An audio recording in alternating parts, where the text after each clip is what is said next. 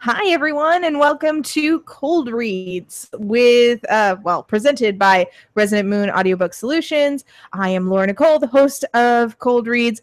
Thank you so much for joining me. I know I'm a little later, but I am still in Virginia with the awesome Nerdy to Me. We were just recording an episode of Talk Nerdy to Me talking about the Dark Tower, which was fun. And when it comes out, I will totally post about it. So that you all can listen because it's fun. And it's why she was late. It's totally why I was late. But only half an hour. So thank you all so much for joining us. And if you're watching this after the live broadcast, thanks for watching. We love you. Wow, that sounded super cheesy. I may just sign into it on my phone and see who's all popping in. Oh, I've got that up somewhere. Yeah. So if you would like to talk to us during the chat, I have the live chat up, so I will read it there and somehow also broadcast the You need a producer. I totally need a producer. So one of the tips that I usually give people for doing podcasts is never go it alone, and I'm not following that advice.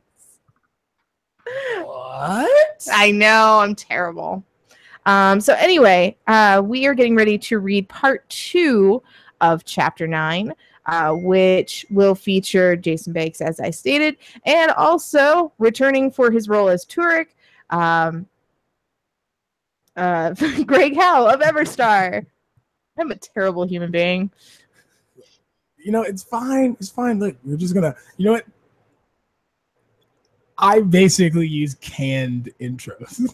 I know, but everything's live. So anyway, Greg, one more time. Who are you? What are you doing? I'm Greg Howe. I'm part of the Everstar project, which formerly was a collaborative song a week. Now it's a collaborative song whenever. And we are also in the process of setting up a recording and engineering and production studio in Western Massachusetts. And it's awesome. All right. And Mr. Talk Nerdy to Me. Talk Nerdy to Me. Tell me what you do. Tell me what your podcast is about. I'm a podcast derailer. I am one of 2 hosts for the Talk Nerdy to Me podcast. And we've diversified our bonds, as they would say, on the Dave Chappelle show. We've broken everything up so you can find it easier and better on iTunes. Please review it. Because we talk about everything. We talk about movies, music, anime, comics. We get interviews, panels from cons that we go to. So we've got a little bit of everything for everyone. So yeah.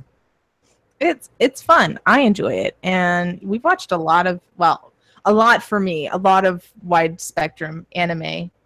We got to see fabulous magical girl transformation done by fabulous men. Fabulous drag queens. I loved it. I watch a lot of Bleach, guys. I also introduced you to Star Driver, which has the magical. It's a magical boy mech show. Yes, and I really want to watch it. His mech has heels. It really does. Anyway, okay, so we're getting off track here. So let me go ahead and share this lovely document. Now, do you share that in the link? Do you share the file in the So what I do for YouTubers? So for you YouTubers, because I love you, you should shortly be seeing the document. Yes. So you can see the text right there on your screen, just like we can. Ooh la la. It's kind of cool. So yes, I will be monitoring this as well somehow. How many eyeballs do you have in your head? How many eyeballs do I have in my head? Is that what you said? That's what I said. I am a beholder. I just have a really great I have a really great charm on that disguises all of my eyeballs. Beatrix the Beholder. Beatrix the Beholder. Now we're on. Indeed. So, gentlemen, are you ready to reprise your roles as Eric and Turek, respectively? Absolutely. I'm game. Very well. Let's go over a quick recap of this episode. So, Beatrix Stonebriar has been sent back to the Elderwood on administrative leave after an attempt on her life. There is murder left on her doorstep, so she goes to find out who did it because it was atrocious. It was 7 dead baby fae who are wildlings like her. She consult the elves in the north, and she meets up with her friend Turek, who shows her the actual crime scene. When she gets to the elves, she meets up with her old buddy Eric. They uncover what their suspects were researching, and then they go back to the fairy world. Beatrix has another attempt on her life, and they succeed through some CPR and a little magic. She is brought back a few moments later, and then friends all meet up at the Willow Well. When they get to the Willow Well, her 2 friends, Eric and Turek, act really strangely and start fighting over Beatrix in not a playful banter way. And so they fight, and through some cleverness on her part, she does a counter curse on them to break whatever spell had caused them to have such jealousy. So now we are on to 9. Your phone's going off. No, I turned my phone off. Oh, maybe it's your iPad. I bet it is. Anyway, so while you take care of that, I will start with part 2 of chapter 9. I enlarged my notes from the stacks. We don't know all the pieces, but here's what we do know. Whoever did this was not sure which spell they were casting. When they were looking for runes, they took spells looking for the runes Dagas and Hagalas. A spell that uses both of these runes is bound to cause some serious devastation. Our goblin counterpart had the look of a deer in headlights, though why deer were so confounded by roaring metal dragons with gleaming eyes speeding toward them, I will never know. I have seen them run from real dragons well enough. Eric explained. Dagas is the rune to invoke change. Sometimes this can be a change of mind or a change of environment. The rune is named after the coming of the day, so it can be a drastic change. The other rune, Hagales, represents the hailstone. It typically means a sudden change or a cleansing. The goblin threw up his hands to talk out his thought process. Wait, so you're telling me that some elf lass and the human that she's hanging around with have a spell that incorporates change and a cleansing? That sounds bad. Bad. I looked into his yellow eyes, attempting to see what he was thinking. Then something about his previous statement stuck out to me. You were able to pick up a trail from the hairs that we found at the crime scene? Yeah, definitely an elf female, with all the pheromones in the air around where I found their camp. She's with a male. Couldn't determine his race, though. Might be a crossbreed or something. Turek said. I flew over and took a seat on the edge of the well. After I shrunk the notepad back down to my size, I made a few notes about what Turek had discovered. So we know that the elf girl and her counterpart are the ones who did the deed. But what about motive? What do they have? Vengeance. Eric offered. I didn't even know there was a central sect of elves until yesterday. So if it is that, they would have had to be working. So if it is that, they would have to have been working for someone I pissed off. I jotted the item down anyway, since I couldn't entirely rule it out. Political gain? Eric chewed his upper lip. It's possible, I suppose. With the louder group of humans who want magics out of their world, they could have hired outsiders for the job. Or if the Central Elves themselves are segregationists. Or if the Central Elves themselves are segregationists, then it stands to reason that they are sending a message to their progressive northern cousins. If they're willing to take the lives of the innocent, they're ready to go to war with the other elf clans. And the one who brought them out into the world? Turk spoke up, which was a bit unusual at this stage in the problem-solving process. What about the people who benefit from magics?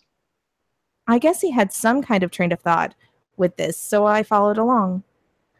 What do you mean? I found a tall, sturdy toadstool to sit on. Well, I've heard that there's a labor shortage on the farms.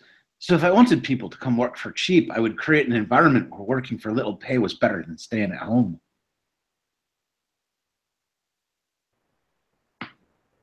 Eric added.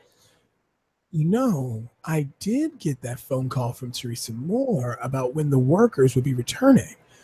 That was oddly timed. Good thought, Turk. I can use my mind when it suits me. He knocked on his skull for good measure. When you guys were around, I didn't have anything to say, because you were always right there, like you were in my head. I was amazed at the theory that they were coming up with. Wait, are we really saying that this is a tactic someone or some group is using to smoke out the magical beings? We're just talking about what potential reasons would be for someone to do this kind of crime. Going through who would have the most to gain from the potential results of this crime. You know, that's how we do this. Eric said. I was doubting myself. More to the point, I was losing my touch with the skills that I had spent so long crafting, both out in the human world and while I was on the watch. I checked the charm for Master Amberstone. It ebbed a light red. Wasn't it green before? Eric, I showed him the amulet. Rickson didn't give you a color code on this thing, did he? No. Of course not, I thought. I went through the countercurse book looking for anything to clear my head. All of the words were clear, but their meaning was clouded to me. I could smell sulfur and poppy. My instincts brought me around to look at the well. There was no good reason not to, so I flew over and down into it. Just over the sound of water echoing. Just over the sounds of the water echoing on stone, I could hear the voices of my companions. There was no reason for them to shout. They were speaking gibberish anyway. The tones of their voices bounced off the stone, creating a horrible racket. I angled myself feet first and pressed my wings and arms flush against the rest of my body. The jealousy curse was easy enough to break, and because I had cast the counter curse on both Turk and Eric, they would not have been affected by confusion oil. I was not protective, however.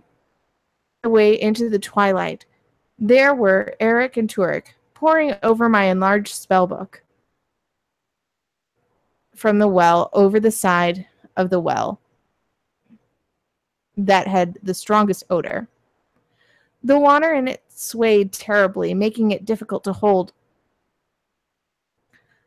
I placed it on the stone wall and tipped it over. The boys looked over at me, relief seeping through their faces as the spring water cast the... Wow. The boys looked over at me, relief seeping through their faces as the spring water cast the storm cleansing spell into the ground. The water crashed against my extremities. It took a little while for it to seep through my wet clothes, but my exposed skin was jarred by the harsh temperature change. As I used my arms and legs to tread upward for air, the water kept all of the confusion and doubt, clearing my head. I was cold when I came up for air. The water was a natural hot spring, and it felt much warmer than the fall air. Rather than flying up to the top of the well, I pulled up on the rope that held onto the bucket. Working the pulley, I raised the full bucket of water up and above. I raised a full bucket of water. Up above, someone must have known that the three of us would be meeting. Whoever it was wanted to make sure that we could not put all of our clues together and would try to kill each other. And what was that all about? Turek spoke first. Confusion oil. By the time I figured out what was going on, my instincts took over. I imagine that's what a drug overdose feels like, I said. Eric added his 2 cents. I've heard those can either be a great experience or terrifying. I blanched at him, and I could hear Turek sniggering behind my back. I swear, I've just heard. What about that time, right before you left for SMC? Turek said, just barely ducking away from Eric's elbow. The elf turned on him, glaring as I had never seen before. A staring contest ensued. He wielded his mischievous grin like a master armsman. Every millimeter that grin widened hacked away at Eric's countenance. I could actually hear his teeth grinding against each other as the color of fall ivy crept through his skin, up his neck, and into his cheeks. He was strangling himself with his own pride. Just for me? Without notice, he slumped his shoulders and conceded with just one word. Fair. I focused the conversation. Look, someone knew we were going to be here, and it is highly likely that they were behind these murders. Turek glanced at us. Well, don't look at me. I don't talk to anyone unless they're crossing the border. And? Eric pressed. I never said anything about meeting up with you, Trix. And I don't know old Moonrunner here was even back in the wood till I saw you two sitting here getting comfortable. He cast a suggestive look at us that I didn't altogether appreciate it. Might have been someone who overheard us talking. Eric mused. There were enough elves around when we were in the Silverbark for that to be possible. Even the central elf girl might have been hiding among the trees to hear of it. If anything suspicious is going on, we should see if we can find Nodris, I told them as I shrunk the book of spells back down to size. As I was putting it back in my satchel, Turek spoke out. Why are we looking out for that little gnome? Because confusion oil has one ingredient that he is very skilled at getting. Sulfur. The recognition dawned on both of their faces. Dorian would have been proud that I had been studying up on my alchemy. 3 weeks out of the office gives a fairy a lot of time to do educational reading. Either of you two know where to find him? Eric shrugged. I heard a lot of people coming back from vacation going to Barge Rest for a good brawl, and a few trinkets from the other side. He ran a hand through his dark hair, attempting to get any stray leaves and branches out. They usually end up confiscating, or they usually end up confiscated and in the vaults, or get sent back by our retrieval team. Turek started walking out to the west, leading our almost full crew of the watch. I guess we have our course then. Off to Bard's Rest. Bum, bum, bum. Yay. Hang on. Where's my Hangouts? There we go. Hi, guys. So that was chapter 9. What did you all think, other than I was really messing up my lines? You were fine. You're fine. Remember, the name of this is Cold Reads. It's true. Not well prepared, focused, and I've been rehearsing this for a couple days now. Reads. It is very true. So yeah, I think just having been talking a lot, I might have a little bit of exhaustion from the last podcast. I mean, it could be a warm up. I mean, it could be a warm up. I did do some tongue twisters. Yeah, there were a few good ones in there. Oh yeah. No, but also like before I get started with recording usually, I will do some really silly things to warm up the vocal cords that I learned from online videos because that's what I do. In choir when you go and you make like all the space in your mouth and you hum. Mhm. And so you're going one, two, and I do some of that. I also will trill my lips along with whatever's playing on the radio. So hearing me go is really funny. You know what? There is greatness behind curtain, and there's a lot that goes into things that people don't see. It's fine. It's totally fine. So yeah. I think you guys were awesome though, as usual. Well, actually, I've got some outsider purview. Perspective. Indeed. Mariah and Mandy both. Let's see. Mariah, you all sound great. And Mandy, she says she liked it. It was really good. And I think Mandy has gone back and listened to some previous chapters because she jumped in when I was like, hey, go check this out and subscribe. And she did. And so she's one of the people that I don't know that subscribed. That's awesome. Thank you, Mandy. No, I get super excited when I see people. By the way, that's also expanding your coverage of the country because she's in Florida. Oh, nice. Yay. No, I get really excited when people subscribe that I don't know. That makes me super happy. So I will go ahead and give you both a chance to pimp your stuff and then call it a night. So, Greg, why don't we start with you? All right. Greg Howe, part of the Everstar project. The best URL to hit me at is facebook.com/Everstar Music. And very happy to be here and doing the cold reads with you, Laura. Thank you. Yeah. I'm looking forward to having you back on.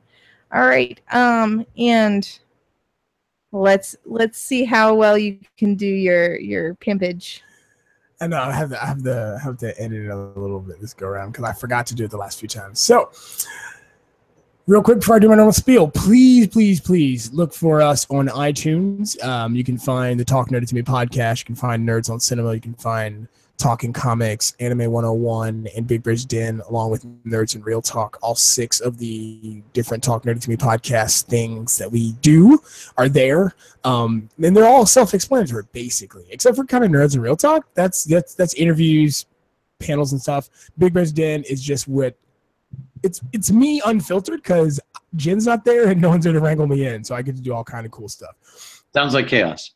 Yeah, for the most part. And most of the time it's me on my way to work, so it's definitely chaos because I'm just kind of like, what ifs? But yeah, I'm kind of doing a thing. So if you guys review it, also like the podcast page and stuff like that on Facebook, I'm doing contests. I've got a $100 version of Injustice 2 to give out to some lucky PS4 owner, as well as a ton of movie posters. I've got copies of Akira to give away. And I've got some stuff in my own collection that I'm willing to give away because I've watched it a billion times, and I think I've upgraded to Blu-ray. So there's some DVD copies of some Miyazaki stuff as well. Ooh. So with that pimpage, you can always find us on the website at talknerdytomepodcast.com. That's Talk Nerdy to Me with the number 2. You can always find us on Facebook at facebook.com/nerdytome. And of course, you can find us on the Twitter at Nerdy to Me Podcast. And all of those links are in the show notes, so please be sure to check them out. If you would like spoilers for the next few episodes of Cold Reads, where we finish up Stonebriar Casefiles, Bad Alchemy, the link to the Amazon page is in the show notes. You can get it in both ebook and in paperback, and the paperback is printed on demand, which I think is so cool. it's like, oh, this one person wants it. Sure, we'll print one for you. That's amazing.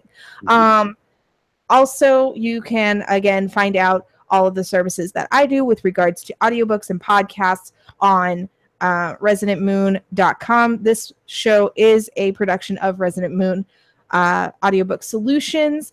And also, you can find me on Twitter at @LNicoleAudio. You can send me an email if you would like to be on the show, or if you would like to submit short stories. As of September, we are going to start accepting short story submissions. Just make sure that it is no bigger than 4 pages. Aww. That's awesome. Hi. Anyway, so you can email me at Laura Nicole Audio @gmail.com. That is LauraNicoleAudio @gmail.com. And then let's see here. I've got a Facebook group for Stonebriar Casefiles @Stonebriar Casefiles.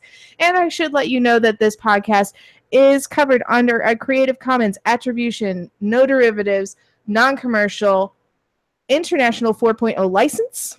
Yeah, I got it right. So that means that you can download this, you can share it, you can repost it. Just make sure you link back to this YouTube page, because I don't want you to edit it, because why would you want to edit this? I mean, really, these guys are awesome. I'm okay. Yeah, and if you like what I'm doing, go ahead and hit subscribe. I'm going to be super excited when I get to 10 subscribers. I'm going to have a little party that episode. So please do that. Because you were at when we first did it, right? Yeah. And so, I think I'm at 9. So technically, if my 2 cohorts subscribe, if your 2 cohorts subscribe, that would put me at 10. Hang on. I'm going to go to my channel page because I've got nothing better to do. Look, I know you're both watching. Subscribe to the channel. Oh my God, I have 10. Yeah. I have 10. Woo! Yeah. Okay. Tomorrow I will be back in Massachusetts, but it is probably going to be another late episode because I'm driving all day. And it's probably going to be just me because I'm driving all day and I don't have time to arrange for people, because I don't want to keep people on a string. Well, I don't know what time I get off work. I know I think I open. Well, no, wait. Tomorrow? Tomorrow. Oh, I'm still off work. Hey, I'll be here. All right. If there's some more Eric, I will gladly show my face. Very, very good. Actually, I know there's going to be Eric, because we're going to the Inn at Bard's Rest, and I would like to first of all thank my friend Kaith in advance, who gave me permission to use his name and the name of his SCA bar for this upcoming chapter. And I will give him a shout out again. Yeah. So thank you all so much for joining me. We are almost exactly at 30 minutes. Stop playing with my hair ties. And so I'm going to take my hair ties back. And thank you all so much for joining me and my craziness. And I will see you tomorrow. Bye. Bye. Oh, yeah. Say goodnight, gentlemen. Good night, gentlemen. Good night, humans. All right. Really, bye.